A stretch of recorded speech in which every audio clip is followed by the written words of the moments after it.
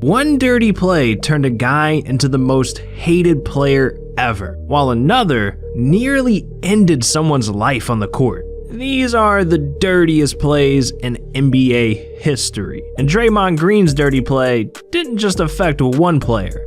It nearly ended an entire family. It was Game 3 of the 2016 Western Conference Finals. And during the first half, OKC had an 8-point lead. The Warriors desperately needed a comeback. So Draymond decided it was time to bring out his karate skills. Green putting a move on Adams, and he is fouled. And down goes Adams once again. It's the leg, guys. Watch the leg. Oh my God. The follow through on the foot gets you in trouble every time. Draymond just ended a whole family lineage with one kick. Jesus Christ. But listen to this. Draymond got away with it. No ejection, no suspension, no fine, just a flagrant one. I guess the refs really wanted the Warriors to win that night. Man. But here's what Draymond had to say about the situation. Worried about potential suspension for the flagrant? No, I thought it would probably get rescinded. I followed through on a shot. Like, I'm trying to kick somebody in the men's section. I'm sure he wanted to have kids one day. I'm not trying to end that on the basketball court. That don't make sense, so I brought the ball over the top this way. He fouled me. My leg went up. I mean, I know my court not strong enough to stop my leg halfway from wherever it was going. Like, I didn't know I hit him. I'm standing at the three-point line. I look at Bogut, he looked at the replay, and he was like, what? So then I went and looked at the replay like, uh-oh, I didn't. Getting kicked in the nuts is pretty dirty, but Draymond said it was on accident. He didn't mean to do it. This next player, though, his dirty play was on purpose, and it was evil. Meta World Peace almost killed a superstar during an NBA game. Yeah, see, back in 2012, the Lakers were one win away from the 3rd seed for the playoffs. So Meta was willing to do anything to secure a win. And when I say anything, I mean anything. It was the Lakers versus Thunder. And with 2 minutes left in the first half, the Lakers were down 3. That's when Meta saw his opportunity to take a star player out. Bynum's 3rd in the NBA in shot blocking. Artest drives and finishes. And the Laker crowd fired up. And a shot. It's Harden goes down. And World Peace elbowed him. Oh no. Ron Artest squaring off with Serge Ibaka. Oh, that's disgraceful. That's not only ejection, that's going to be a suspension and should be.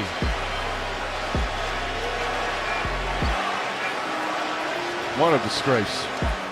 How the hell are you gonna name yourself World Peace and then try to kill a man on the court? James Harden was hurt so bad, he had to be taken out of the game. So the refs called the play a flagrant 2, and Meta was ejected.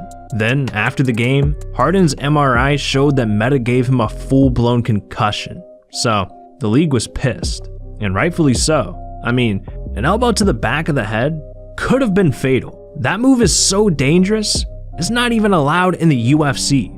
So the fact that this happened in an NBA game and looked intentional is crazy. And with that, Meta was suspended for 7 games. But when it comes to nearly ending a player's life on the court, Zaza Pachulia definitely holds the record for that one. I mean, this man should have a trophy at this point. He's pretty much only known for his dirty plays. And in 2017, during the Spurs-Warriors series of the Western Conference Finals, Zaza showed the world just how low he's willing to go. Because with 8 minutes left in the third, the Warriors were down 76 to 55. And Kawhi was a big reason for that. He already had 26 points. So I guess Zaza felt like if the Warriors were going to come back, he needed to take Kawhi out.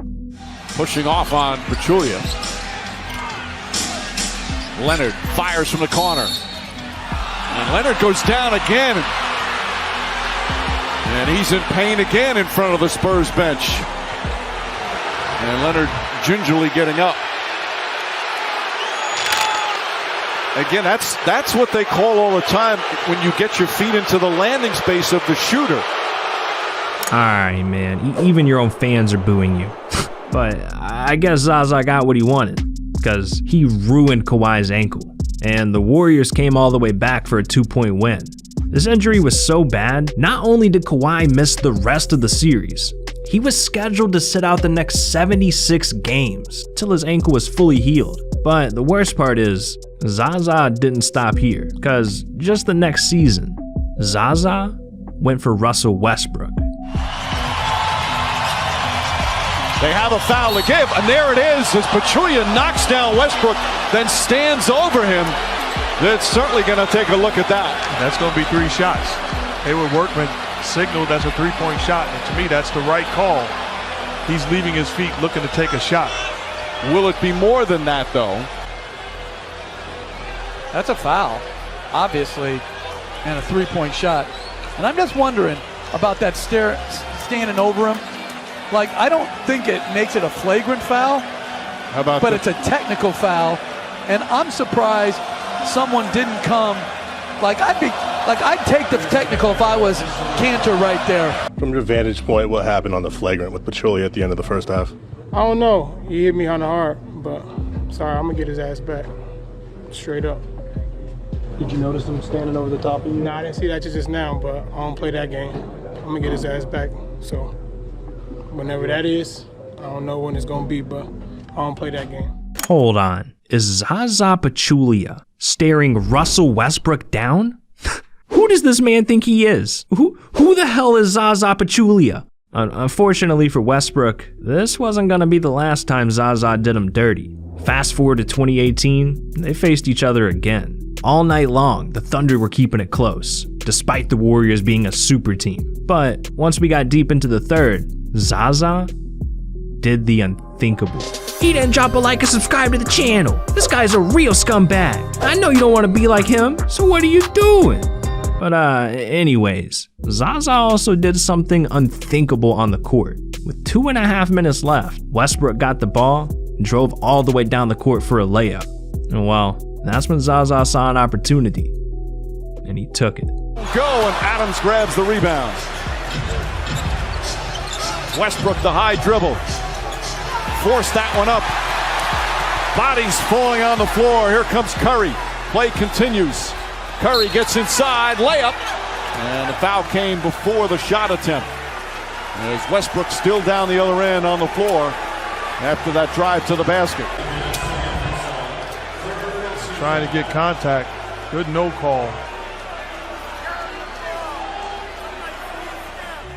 This man really looked down, saw Russell Westbrook, and just fell on top of him. No one tripped this man. Unless a ghost was in the building, that was intentional.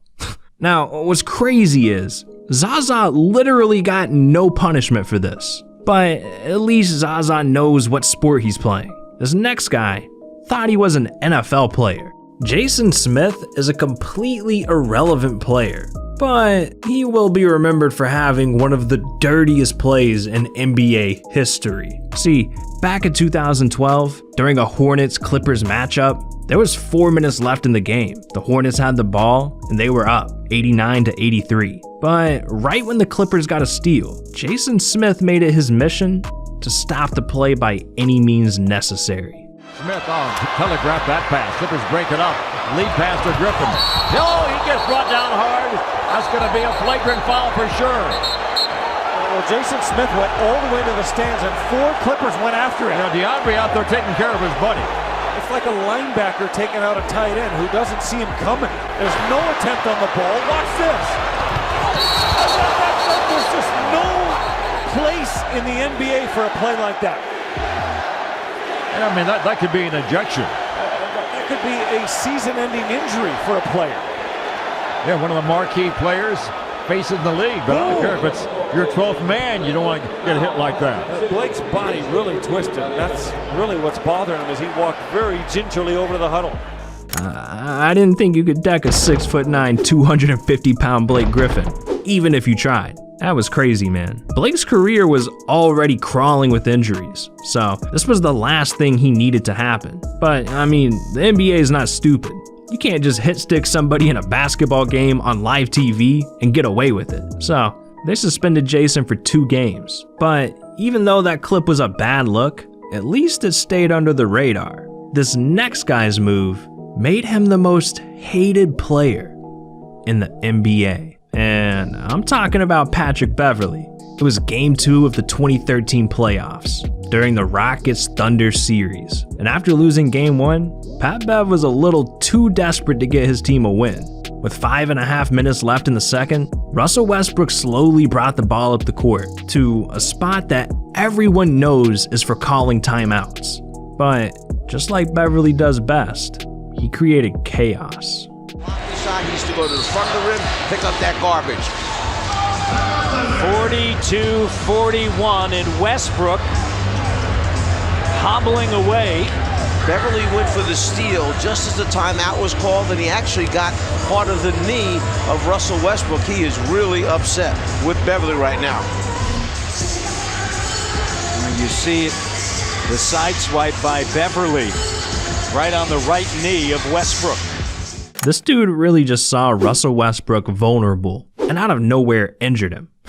Like, you can't make a cheaper shot than that. Westbrook's career could have ended for no reason. Right there, he went down with a torn meniscus and had to have surgery, making him miss the rest of the playoffs. And Patrick Beverly didn't get in any trouble for that from the NBA itself. So this moment put the players on high alert, and a lot of superstars hated going against him from here on out. And Westbrook and Beverly never got over the moment. So anytime the two play, they end up trash talking, going at each other, or just roasting each other in a post-game interview. Now, coming at a superstar like Russell Westbrook, that's one thing.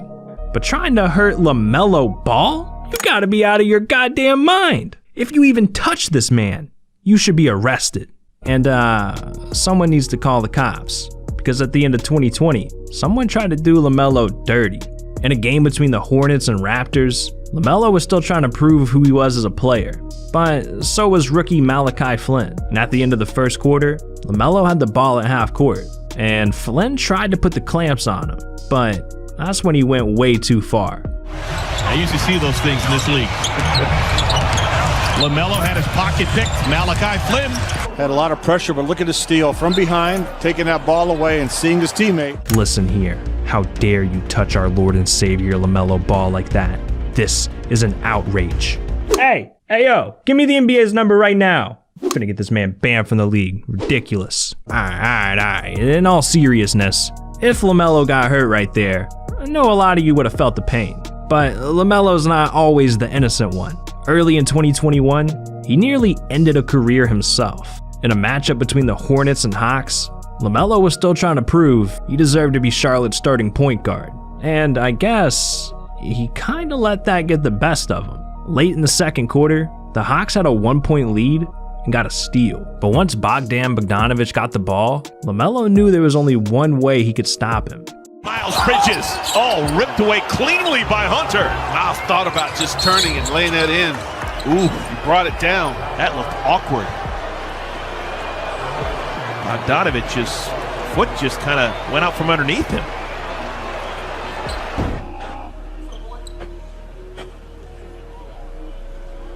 Oh, yeah.